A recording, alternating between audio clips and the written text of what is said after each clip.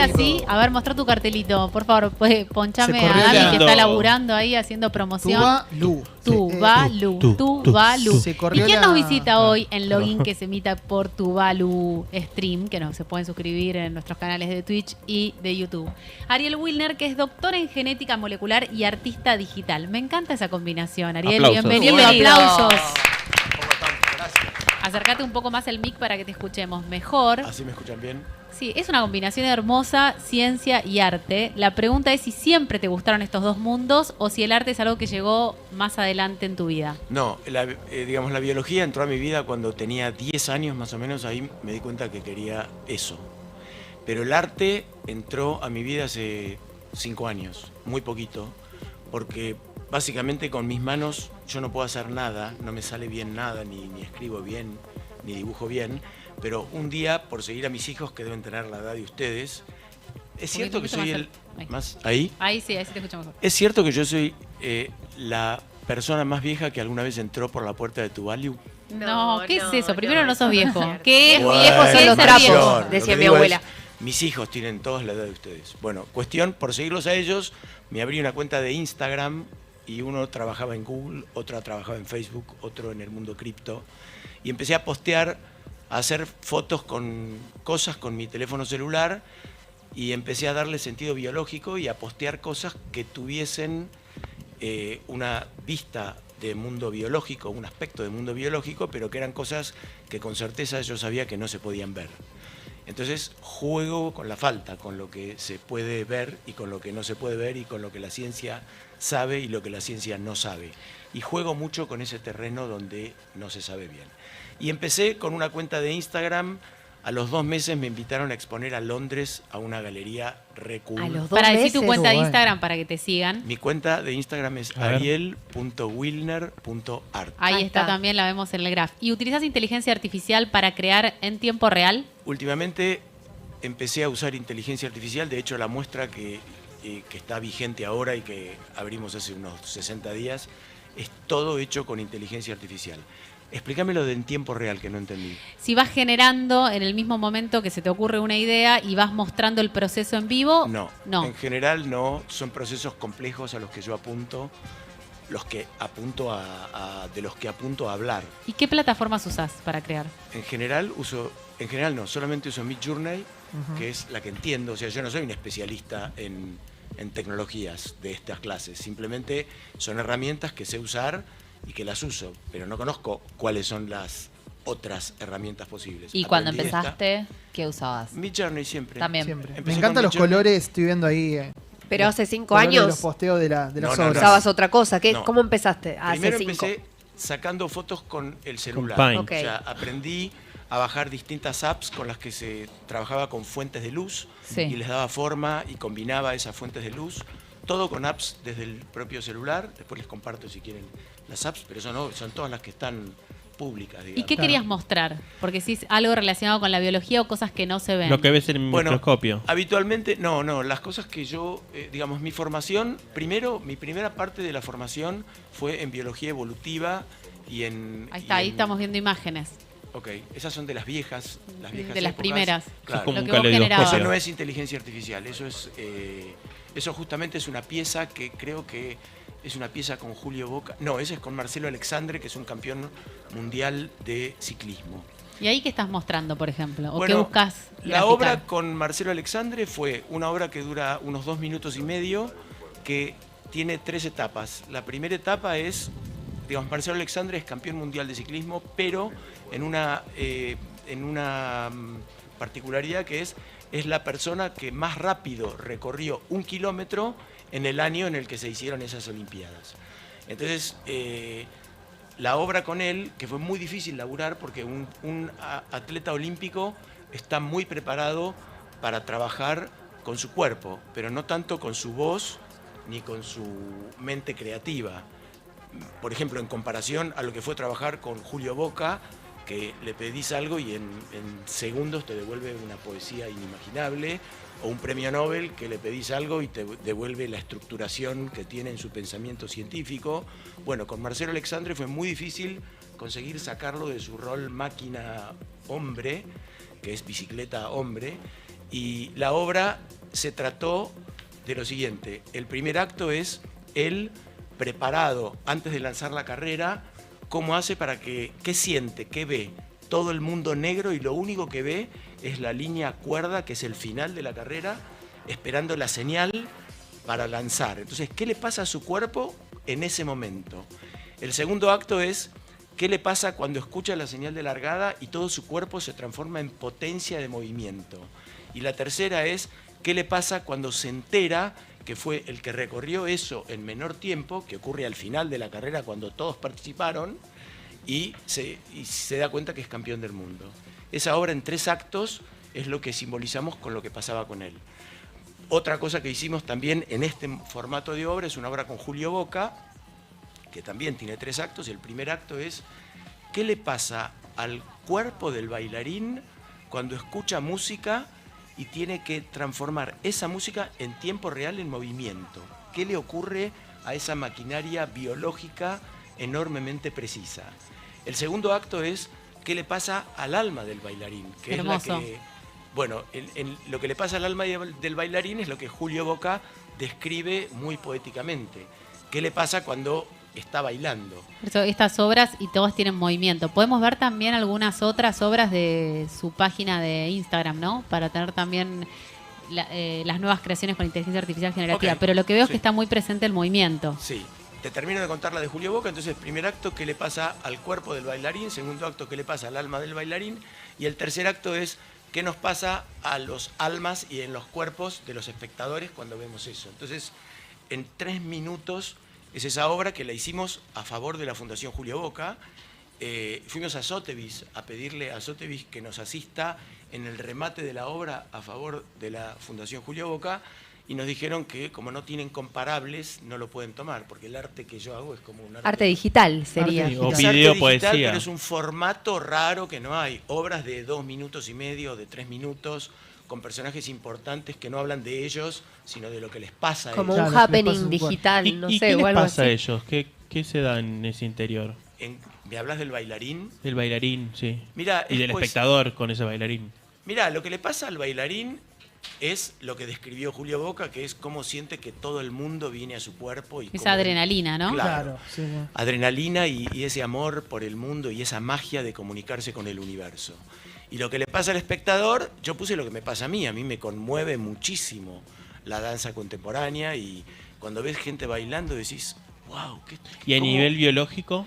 A nivel biológico pasa lo que pasa en muchas de las actividades habituales, que es que hay liberaciones de endorfinas, hay liberaciones de distintas cosas, Claro. de neurotransmisores, que son aquellos neurotransmisores que están siempre presentes en nuestra mente, son los que cuando uno accede a algunas de las drogas o de los porros o de todas las cuestiones que lo que Hongos. hacen, o de los Claro, hongos, Ale. lo que hacen es alteran ese equilibrio, hacen que algunas de esas cosas permanezcan mucho más en los espacios intercelulares, otras que desaparezcan. Claro. En fin, lo que yo trato de hacer con mi obra en general es llevar aquellos temas que no están tan visibles para la gente que no tiene este conocimiento a la cabeza de la gente. Claro. Ariel, y, te escuchamos y vos al principio marcaste 2 veces, como que nosotros podemos ser tus hijos, no sé qué, pero a lo que voy es que vos haces arte digital y mucha gente de nuestra generación por ahí todavía no entiende mucho por qué vale el arte digital o cuál es la diferencia con el arte tradicional.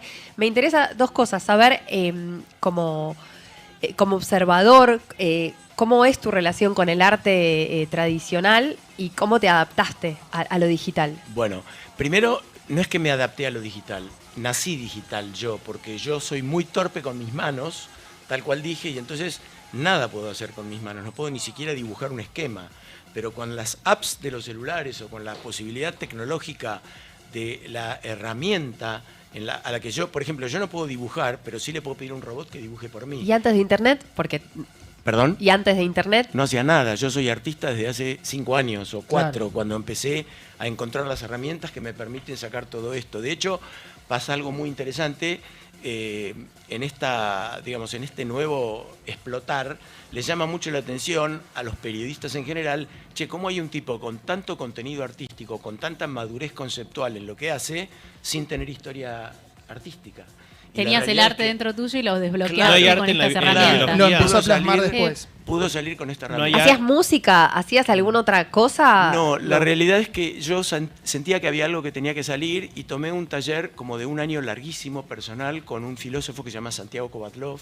Ok, Sí, sí, lo claro. conocemos. Sí. Y yo pensaba que lo mío era la escritura. Entonces me entrené mucho en por qué yo podría contarle al mundo algo distinto que otras personas y por qué le podría interesar a alguien. Y mi conclusión al final de todo el trabajo con Santiago fue, yo no tengo nada para escribir, pero entendí con él de qué cosas tengo que hablar. Y Ajá. cuando apareció esto, ya estaba todo maduro el concepto de cuáles son las cosas de las que yo tengo que Pero hablar. sos un gran lector, por ejemplo, ¿te gusta Sí. consumir literatura? Bueno. Más allá de los papers y tu vida, ¿no? De Bueno, investigador. yo no soy científico ni soy investigador. Yo tuve una formación científica, pero me dediqué por los 30 y pico de años que hace que me recibí a la industria. Ok. O sea, yo tengo formación científica. Soy un artista de base científica. La pregunta, repetime la pregunta que me olvidé. No, que pensaba si lees literatura, Ah, si leo o no poesía, ¿qué te nutre? Bueno, me interesa muchísimo y desde siempre leí mucho, pero hace como unos 5 años que ya no puedo agarrar ningún libro porque no tengo paciencia. Entonces lo que escucho... Coincide son- con tu vida de artista Bueno, digital. escucho mucho conferencias, por ejemplo, Muchos podcasts, muchísimo podcast, muchas porque conferencias. aparte lo puedes escuchar en el camino mientras Sí, haces todo el otras tiempo. cosas. Y aparte, cuando alguien escribe un libro larguísimo, por ejemplo, Harari, que es un tipo que me Sí. encanta y lo sigo muchísimo, sus libros, hay que digerirse un libro de no sé cuántos miles de páginas. Pero en sus conferencias alcanzás a entender cuál es el espíritu de lo que quiere transmitir. Entonces, no es tan necesario comerte el libro entero. Y antes de hacer arte digital, ¿consumías arte digital o empezaste a hacer sin consumir Soy cosas? muy admirador del arte, siempre me gustó el arte, siempre me gustó, cada vez que llego a alguna ciudad nueva, hago dos cosas que me gustan mucho, ir al supermercado y ver qué compra y cómo vive Ay, esa amo gente. Eso me encanta. Sí. Ir a los Ir museos a de los arte museos. contemporáneo para ver, Re. a ver. Sí, sí, las dos cosas. Las dos. La realidad es que son cosas que me gustan mucho y está todo como muy, muy adentro. La realidad es que se juntaron casi de casualidad el arte y la ciencia. No lo pensé jamás, nunca en la vida me hubiera imaginado que yo iba a Mirá. ser artista o que podía interactuar con personajes importantes. Les cuento, por ejemplo, una historia que es una historia divertida de cómo empezó todo esto. Una amiga mía que se llama Patricia Himshut, que es una científica, o sea, ella, igual que yo, tuvo formación científica, pero después trabajó mucho en la cosa pública. Hoy Patricia es la responsable de cambio climático del gobierno de la ciudad. Digamos, es Las especialista. Bueno, ella es especialista en modelos se especializó en modelos matemáticos sobre la biología. La convocó la Bienal BIT a ella para que busque artistas de base científica. Así me presentó y me invitaron a la Bienal BIT, que es una bienal de arte y ciencia. Las bienales son los lugares donde se presentan las cosas de vanguardia, en general donde se presentan las cosas nuevas que van a pasar. ¿No? Lo que se ve en una bienal todavía no se ve en los museos. Y entonces esta bienal, la convocatoria era sobre cambio climático. Les dije que mi misión como artista de base científico no era hablar de las cosas que habla todo el mundo, sino de hablar de aquellas cosas que yo veía que estaban muy jodidas en el mundo y que nadie las levantaba, que tenían que estar presentes en la agenda pública. Y que la temática que me preocupaba mucho era que en el mundo el 10% de la población padece hambre. O sea, parece una locura, pero hay 800 millones de personas que padecen hambre. Y todas las tecnologías, ustedes son, digamos, un equipo muy sensible a la tecnología. Ustedes entienden cómo las sociedades reciben las tecnologías y saben que en general están bien recibidas, excepto las tecnologías de intervención molecular sobre los alimentos. Están completamente rechazadas y completamente prohibidas y detestadas por la sociedad. Y demás. Explica qué son esas tecnologías para quienes nos están escuchando. Bueno, todo lo que tiene que ver con alimentos transgénicos, o sea, genes de unas plantas que se ponen en otras, y ahora hay una nuevísima, digamos, la nueva revolución es una revolución que se llama CRISPR, se escribe Sí, C-R-I. es la edición genética. CRISPR, claro, que es edición genética, que a diferencia de transgénesis, que es donde vos sacás un gen de una especie y lo pones en otra, esto es cisgénesis, o sea, trabajás sobre el organismo del mismo organismo, silenciando o activando genes. Y la realidad es que esas tecnologías lo que permiten es una mejora sustancial en la calidad de la producción de los alimentos. Sin embargo, están rechazadas en todo el mundo. Están, digamos, se obliga a poner carteles gigantes. Pero porque se cree que puede tener un efecto nocivo en el cuerpo, ¿no? Está clarísimo que no hay ningún efecto y de hecho, digamos, hay una ONG de premios Nobel liderada por Rich Roberts, que es el premio Nobel con el que yo interactúo, que tienen una carta abierta, esta ONG se llama Support Precision Agriculture, que es démosle apoyo a la agricultura de precisión. Agricultura de precisión es la manera de conceptualizar estas cosas. Entonces, ¿y por qué se está en contra de estas tecnologías en la agricultura? No es en la agricultura, es en cualquier cosa que tenga que ver con los alimentos. En lo que es a nivel humano, la edición genética sí, pero porque hay una cuestión ética y, digamos, si esa modificación puede traer aparejada alguna otra variación en las futuras generaciones. Digamos, pero a nivel de los vegetales, ¿no tiene que ver con eso también? No, la realidad es que hay una muy mala prensa. Lamentablemente hay una muy mala prensa en contra de eso y está probado 100%. En los últimos 25 años jamás hubo un paper científico que diga que hay algún transgénico que hace mal. ¿Y a quién le conviene que eso sea tan popular, digamos, bueno, que sea un concepto tan popular? Digamos, hoy te diría cosas que no te gustaría escuchar, pero básicamente al que le conviene... Decilas, entonces. Bueno, al que le conviene, por ejemplo, es a Greenpeace. Greenpeace se subió a caballo de que los transgénicos hacen daño a las personas y encontró una fuente de financiación fenomenal y hoy los jóvenes todos buscan militancia y buscan participación. Cuando yo era joven la militancia era política, hoy la militancia es por cosas más ambientales y generales y qué sé yo. Y la realidad es que los alimentos transgénicos no le hacen mal a nadie que los consuma. Wow. Lo que sí está muy mal es que la tecnología de producción y de optimización de los alimentos transgénicos nunca estuvo orientada a nosotros los consumidores. Siempre estuvo orientada a los productores, a que produzcan haciendo un mejor ratio económico de su producción. Entonces, el día que eso empezó a utilizarse muchísimo, especialmente a partir de la Monsanto y del glifosato, lo que ocurrió es que, digamos, las tecnologías todas están disponibles y son tomadas para la sociedad. Es obligatorio que las sociedades administren esas tecnologías. Por ejemplo, lo que está pasando hoy con la inteligencia artificial, AI o AI, no sé cómo la llaman ustedes. El problema no es la tecnología en sí misma, sino cómo hacemos para que las sociedades regulen la utilización y que no se venga en contra de nosotros y que no, digamos, si yo hablo con un robot, quiero saber que es un robot. ¿No decís que es nocivo per se? ¿Ese es el argumento? Sí, el glifosato es nocivo per se, pero los estados tienen que regular cuánto se usa y cuánto no se usa. O sea, vos decís que es nocivo en cantidad, pero no si se utiliza en una proporción pequeña. Por supuesto, y si se regula la utilización... No quiero hablar, yo no estoy defendiendo el glifosato, lo que estoy diciendo es, te estoy explicando por qué hay una campaña tan exitosa en contra de los transgénicos. Cuestión, hay una ONG que se llama Support Precision Agriculture, donde 160 premios Nobel firman una carta abierta y le dicen a las Naciones Unidas y a Greenpeace algo que para nosotros es bastante familiar. Nosotros tenemos la concepción de crimen contra la humanidad porque estamos muy acostumbrados a que acá pasaron cosas muy desgraciadas, pero en el mundo no están tan cancheros con eso. Y estos premios Nobel le escriben en esa carta abierta cuántos años hace falta para que la humanidad diga que lo que ustedes están haciendo es un crimen en contra de la humanidad, permitiendo que no se puedan utilizar estas tecnologías y manejando mal esto. Cuestión, me metí a esta página donde están los 160 premios Nobel, pero resulta que también cualquier persona de a pie puede entrar y firmar esto. Para mi sorpresa, por cada premio Nobel hay menos de 80 personas comunes. Y cuando entré yo a firmar, fui el segundo de Argentina. Hoy debemos ser 10 en Argentina. Entonces, mi misión como artista de base científica es trabajar sobre estos temas que a mi juicio son completamente relevantes. O sea, puntualmente utilizar tecnologías de edición a nivel en la agricultura para que se pueda hacer alimentos de manera más eficiente, efectiva, mayor cantidad. No, lo que te repito es, mi misión como artista de base científica es levantar aquellos temas en los que yo no soy especialista. Yo soy un generalista, veo las cosas que están pasando y digo, che, ahí hay algo que hay que levantarlo y la sociedad tiene que darse cuenta. Todos los chicos jóvenes, todo el mundo tiene que empezar a entender que la única manera de poder solucionar el hambre en el mundo va a ser usando la misma tecnología que se usa para un teléfono, para una radio, para una cámara. Todo eso hay que poder aplicarlo, así como se aplica a las vacunas, donde hoy todo el mundo se inyectan vacunas hechas por ingeniería genética, pero no se animan a comer. Lo que yo no estoy defendiendo este tema en particular. Mi misión como artista es levantar estas cosas.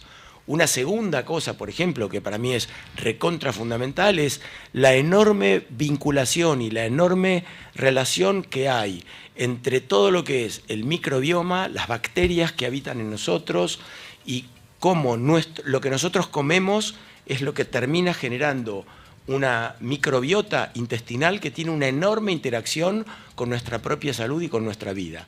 Levantar esta temática para que la gente empiece a tener contacto y conciencia que somos lo que comemos y que tenemos que tener mucha cautela. Eso sí se está hablando mucho más y eso tiene mejor prensa de todo lo que mencionabas Claro, anteriormente. bueno, Hay claro, cosas que están exacto. como más consensuadas y otras que menos. Exacto. Hablando de tecnologías, vos tenés el apoyo de la compañía Santex, una empresa de tecnología Sí. cuya sede central está en Córdoba. Sí. ¿Qué relación hay entre tu arte y puntualmente esta compañía y el mundo de la tecnología? Bueno, un poco lo contaste, pero no sé si querés profundizar un poco Mira, más. es súper interesante lo siguiente. Hoy, habitualmente en el mundo empresario, lo que ocurría es que las empresas públicas o las empresas grandes, sólidas y famosas se ocupaban de generar mucho valor para el accionista, o sea, generarle retorno con sus acciones, y se ocupaban mucho del consumidor de lo que esa empresa producía, o sea, de los clientes.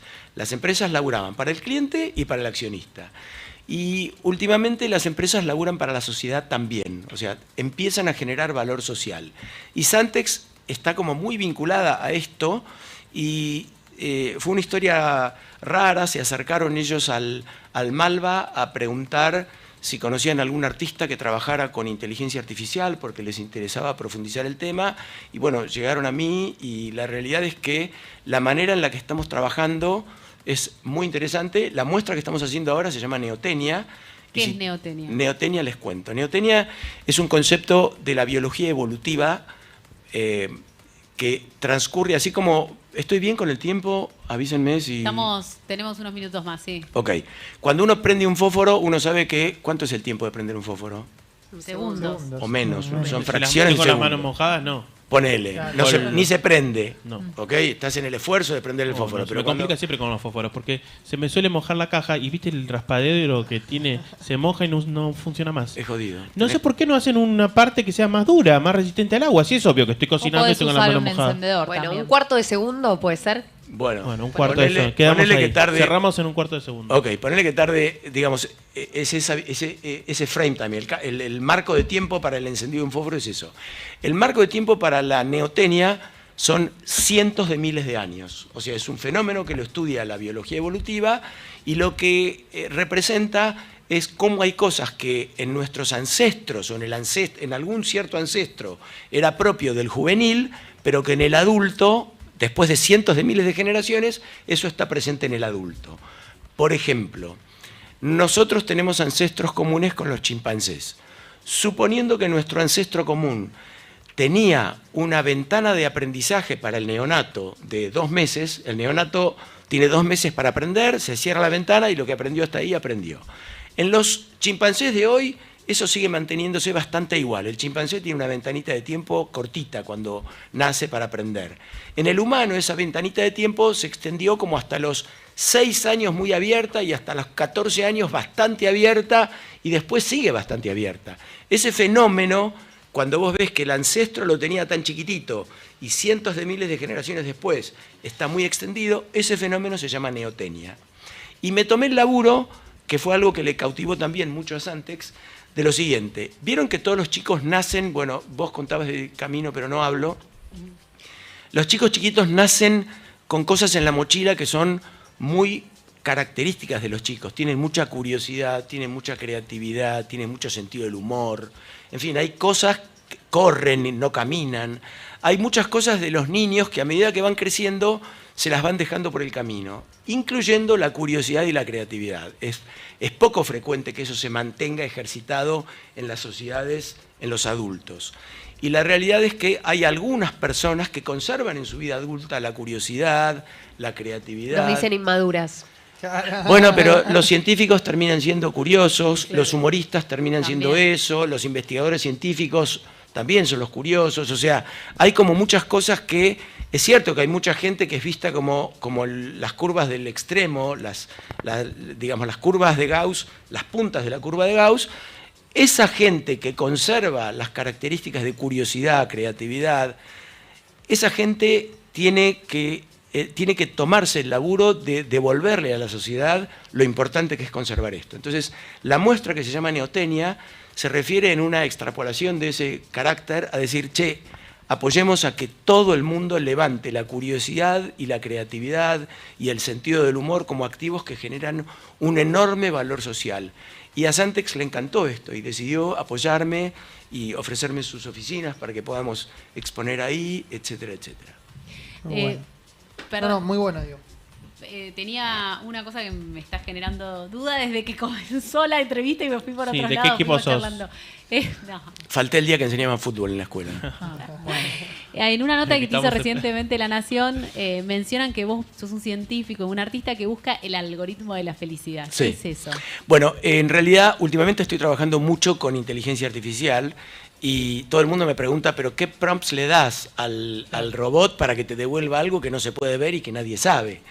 Entonces, cuando me preguntaron esto en La Nación, me pidieron que hable de los prompts. Y les expliqué que en este trabajo que yo hago no hay una relación directa entre lo que pongo en el prompt y lo que me devuelve. Y en chiste dije que lo que más me divierte es pedirle al robot que me dibuje el algoritmo de la felicidad y que me devuelva algo. Entonces, el periodista o la periodista lo tomó como muy divertido. Garpó. Claro, pero ¿Cómo aprendiste a manejar la inteligencia artificial? muy fácil me resultó. Primero tengo un amigo que es parte de... Yo no soy yo solo, ya a esta altura del partido soy como una mini pyme. Hay mucha gente que me ayuda en esto porque solo no podría... porque no conozco, pero hay uno de los chicos del equipo que se llama Gustavo Kalevich que realmente me introdujo mucho en el mundo de entender cómo son las primeras herramientas. Y después me largué solo con el prompt, la ingeniería de textos la hago yo y los conceptos biológicos sobre los que yo quiero trabajar también los elijo yo. Una cosa muy divertida, por ejemplo, que hago y que tengo en la muestra Neotenia, que entre paréntesis, este domingo, Costa Rica 60-19, a domingo, ¿qué fecha es? 5 de abril, 5 de julio. Estamos en 5 de... 5 de julio a las 16 horas, Costa Rica 60-19, hacemos una visita guiada. Mucho de lo que hago con este objeto es, por ejemplo, hay un díptico donde hay una molécula de curiosidad y una molécula de creatividad. Y la gente pregunta, ¿pero cómo una molécula de curiosidad y de creatividad? Bueno, yo sé con certeza absoluta que nunca va a haber una molécula de curiosidad ni de creatividad, pero me interesa la herramienta artística para poner el debate sobre la mesa de lo importante que es los adultos que pongan en ejercicio curiosidad, creatividad. Ninguna carrera universitaria, excepto las de arte, tiene en su currícula el ejercicio de la curiosidad o la creatividad. Imagínense si a los ingenieros se les diera una cátedra de creatividad, que la tienen mucho, pero está como muy acotada y muy orientada a las problemáticas puntuales. Bueno, pregunten. Tenemos 2 minutitos, ¿no? No sé si alguien quiere hacer una pregunta más, si no yo cierro con un... ¿Puedo? ¿Sí? No sé. Cerra. Cierro. Te cedemos el cierre. El prompt, yo te voy a tirar el prompt, es sos mi journey y yo quiero que vos me dibujes la felicidad. ¿Qué imagen tiene tu felicidad? Bueno, tiene una paleta de colores. Me voy a extender con algo. Hay algo que es un programa enlatado que tenemos todos los mamíferos superiores, que lo describió por primera vez el Premio Nobel de Medicina en 1973, Konrad Lorenz, que lamentablemente fue oficial de las SS en la Segunda Guerra y no entiendo cómo le dieron el Premio Nobel, pero el tipo descubrió que cuando nosotros, digamos, cuando los mamíferos superiores ven algo que tenga forma de cachorro, con la cabeza grande en relación al tronco y las patas gordas, se despierta un programa de ternura. Entonces, todas las paletas de colores y las formas que yo utilizo responden al mismo programa que despierta la ternura en los humanos. Básicamente porque lo que pretendo es enternecerlos y ahí mandarles el contenido profundo tan disruptivo que les cuesta escuchar. O sea, colores que nos remiten a un bebito, por ejemplo. Cosas que nos O remitan un cachorrito. a nuestro enternecimiento y que entonces nos liberen a estar más perceptivos. Al gatito de Shrek. Ahí está. Iba a el gatito- decir lo mismo, podría ser el con gatito los de Shrek, el ojitos dibujo de la llorosos. Brescia. Sin saberlo, los diseñadores no saben esto, por eso es tan divertido decírselos. Me gusta que nos engañaste con el cuaderno y la lapicera. Bueno, te digo... Fue como que vino ahí, yo dije, bueno, va a tirar magia. Una ahora. dinámica, una dinámica. No, porque pasa que me preguntan a veces cosas y para no olvidarme me olvido de todo, Ah, entonces para no olvidarme bien. dije anoto así. Ahí va. Pero esta vez no hizo falta. Bueno, muchísimas gracias por estar acá, Ariel. Gracias chicos a ustedes. Muchísimas gracias a ustedes.